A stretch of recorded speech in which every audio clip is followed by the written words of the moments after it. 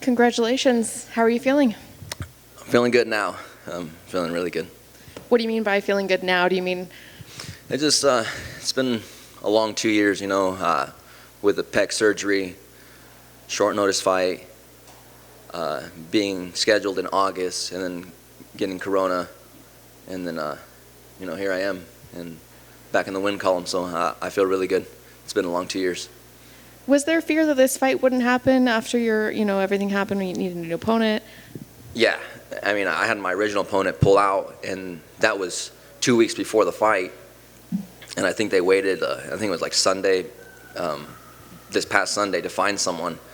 So I was a little worried that they might have to push it back or something, but luckily they found someone, Jason House did, and got it done. In that case, do you, when you don't know if you're going to have an opponent, do you stop with preparation to fight, or do you keep going like there's going to be a fight? How do you prepare for that? No, I kept on training as hard as I could. My last few rounds, we kind of threw different body types in there, conventional, southpaw, and we were getting ready for whatever. And luckily ended up being pretty close, pretty similar to my original opponent, so not much changed as far as game plan. So I think that was a good part about it.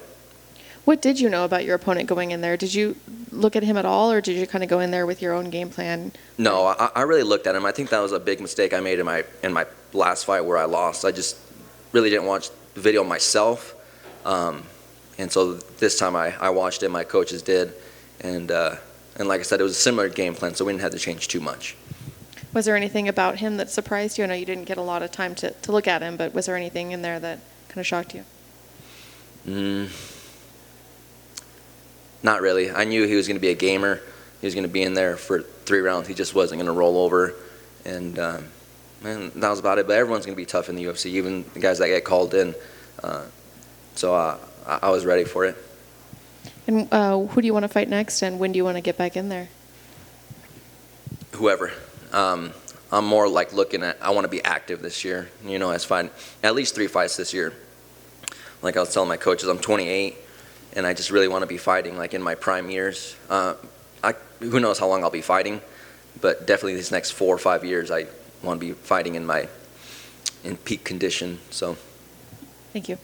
In this 2 years since you got your last win, has that been the most frustrating part of it? Was just the inactivity, maybe thinking that the body was sliding away, the skills are sliding away, or what was it outside of maybe even fighting that was most frustrating in this time?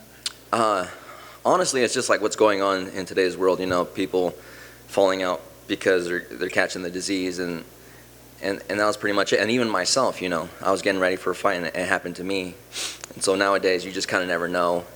And then that's already on top of injuries and whatnot. So that was like probably the most frustrating. But no, I was getting better these whole 2 years. I was helping guys get ready for fights. Casey Kenny, Kyler Phillips, Sean. I was helping everyone and getting better myself. Did doubt ever enter your head that you would never see this day, that it wouldn't come back? Or did you always know that your time to get back in the octagon was just around the corner, that it would come? It would come. I'm a fighter, and that's what I love to do, and I train hard every day, and so I was going to be back no matter what.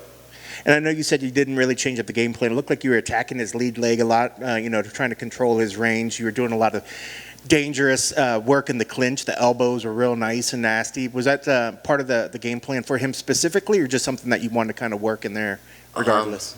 It's just something I kind of adapted to in the fight. We had a little bit different game plan, kind of keep the distance.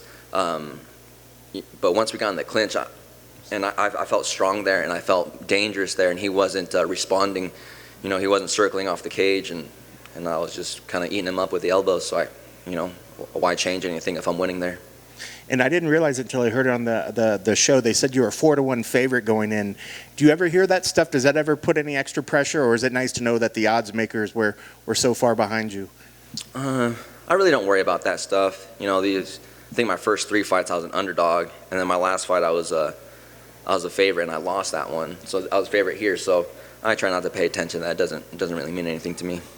And then going forward in 2022, what sort of goals are you setting for yourself, and how many times is the perfect number of fights for you to fight this year? At the least 3 fights, and hopefully, win every single one of them. and hopefully by the end of the year, start breaking that top 15, start looking at some big names. So, Awesome. Congrats on the win. thank you.